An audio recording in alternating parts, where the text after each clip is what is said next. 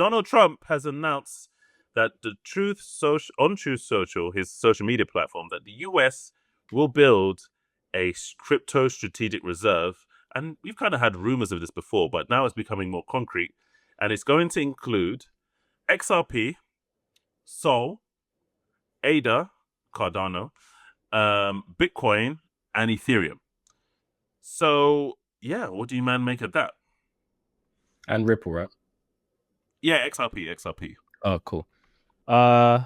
What do I make of this? This guy is clueless, bruv. Donald Trump is clueless about crypto. And let me run you through why. Oh, bro, he is 100%. So the original tweet, bro, I agree with you, bro. I agree with you. I didn't think you're gonna go that angle. I didn't know you're gonna come direct like that, fam. It's the first tweet that he put out said strategic crypto reserve for Cardano, someone that he's been speaking with forever, the CEO of Cardano.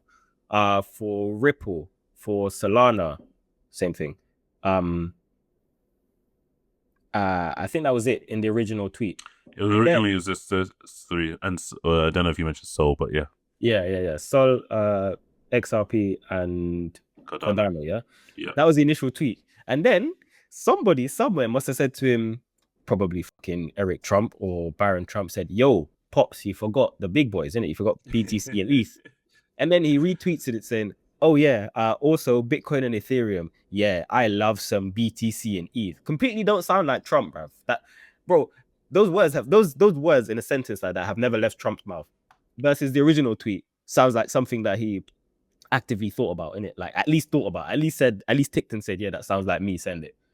So this guy, bro, it's just all a joke, fam. And so he put that out and markets went crazy. I think we saw something like from 78 or I think it was 80 to 81 up to like 91K for Bitcoin, bro.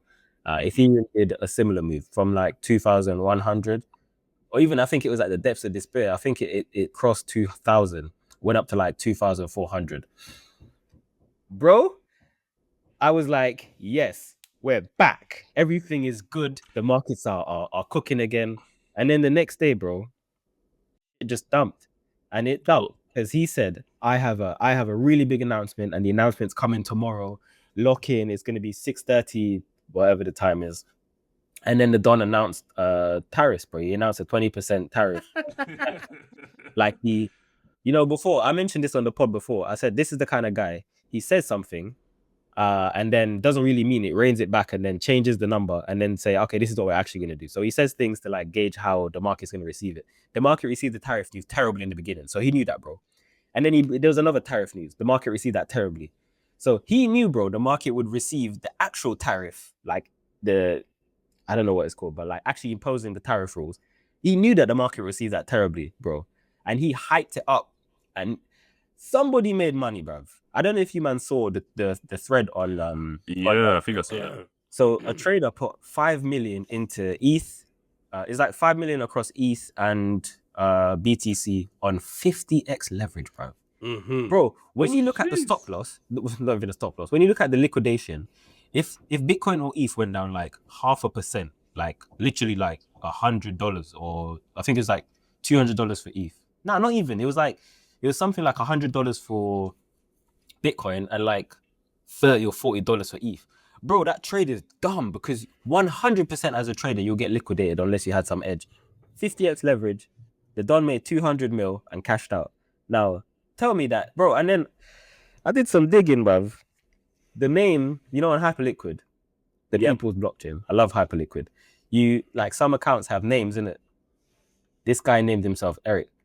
Now, I don't know if Eric is that stupid. No, my guy. Bro, Eric might be that stupid though. Eric might actually, because bro, the thing about it is, it's like, bro, I know people look at Donald Trump, they look like, this guy is a dumbass person. Like, doesn't look like a smart dummy.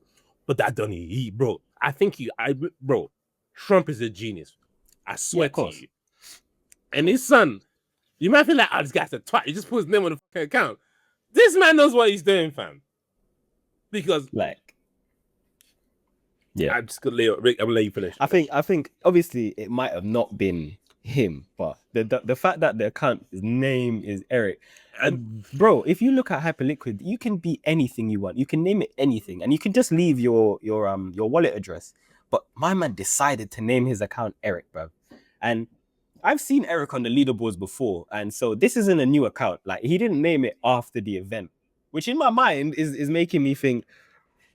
But obviously, I mean, it could be another Eric in it. But like, yeah. So yeah, I just think this whole tariff news, the crypto reserve news is mad, and I think we'll get into the future outlook for the meeting that's going to happen tomorrow or later in the pod. But yeah, for me, bro, it is unbelievably clear that Donald Trump doesn't know what he's doing. He's just taking advice from people on what to do with crypto in order to pump some markets.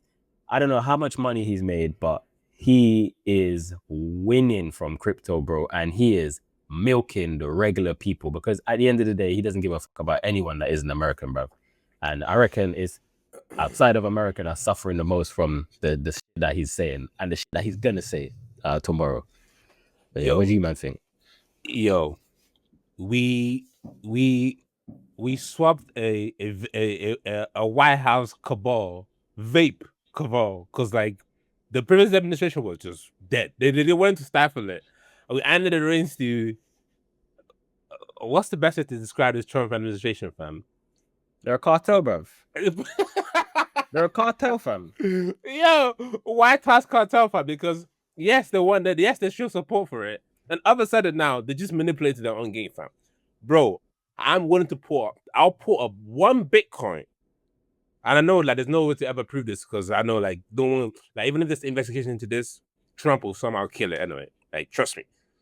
But I'm willing to put my name on this, that it was Eric Trump that got his dad to retweet that stuff about the SBR news on Sunday. Because that news was timely and calculative, because shortly the day after was Monday. And then he had to, because I've told you guys, Trump doesn't care about the risk market. He wants to get the rate down as soon as possible, as fast as possible. He wants his legacy to be, during my administration, the economy did not get worse. It got better. And what that means for us or the risk market is that there's some pain to come in the short term before things get better. And that will force, obviously, the Fed to obviously have to cut rate. So he doesn't care about, all he cares about is bringing rate down. So he's pushing his agenda by being aggressive with the tariffs, because 1 minute is increasing tariffs for China, Canada, and other country. And the next thing is that, oh, actually, we might not do it because we're still negotiating. I might pause it for another month. So he's up and down by them, but he's doing it on purpose. He's basically applying leverage on them. Like, he's just short squeezing them, trying to get them to obviously fall in line and give them what they want. Eric Trump got his dad to tweet. I actually didn't think he got his dad to do it. He said, "Dad, borrow your phone," and he literally tweeted that, because that's not how Donald Trump talks. If that's not even how he tweets, bro. Even if he has an assistant that does it, I bet you Eric went to the assistant and said, "Yeah, you'll tweet this for me." Yeah, and that too, because he said, if you don't remember clearly, if you go on his history account, he said, "Hold your bags, don't sell. We're gonna bounce." And he basically said to his dad, "Yo, Dad, I did a favor," and Dad said, "Yo, go for it, son." And they pumped the market. And the thing is, I thought we are beyond being oversensitive to this kind of news. Like, I know Donald Trump has certain power, yes, you do, but I guess what, not fam. The tariff stuff for me. Yeah, no. The tariff stuff is real stuff. It actually affects the economy. I'm talking about him talking about, bro, the same news about this. I even went on his official account. I know there's another version you can see that to see if he really tweeted it, but I couldn't see the tweet. And I was like, this is the same news that we had there before we even took out.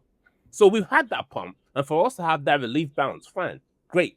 And shortly the next day, we retraced. And I bet you, Shay, bro, someone else put another shot on the timely one when they knew that the tariffs were going to be announced. I'm not sure it was the Eric account on Hyperliquid, but someone else, again, the same person that made money, because he wasn't the only one. Someone else made another short. I mean, not as high as 50x leverage, but I feel it's more like 20x. And they also profited off that dump as well. So I'm not sure how the market's going to receive the White House summit news tomorrow. So I will be very, very careful using leverage between now and then. What do you have to say, Harris? Yeah, so with the strategic crypto reserve, when I mean, we've, as I said when I was sort of introducing the segment, we've obviously known that it's coming. We've heard rumors, and yeah, it's something that was sort of been promised as part of his campaign, and I'm sure that a lot of his backers from XRP to whoever else in the crypto sphere, have said, look, this is what we want. We'll back you, but this is what we want. And he's like, okay, cool. And it looks like he's following through. So that's a good thing. And obviously he's got a crypto czar as well. So his job is to basically help formulate what these types of things could look like. And it's David Sachs. He's a very competent man as far as, investing and stuff is concerned. More so in businesses, I believe, but also as an investor. But when we really look at it, I think that the Bitcoin or crypto reserve, it depends on how they structure it. But if they do like Bitcoin initially and then maybe have the other crypto assets separately, I think that'll be more bullish than just having some melting pot of everything that they've sort of mentioned.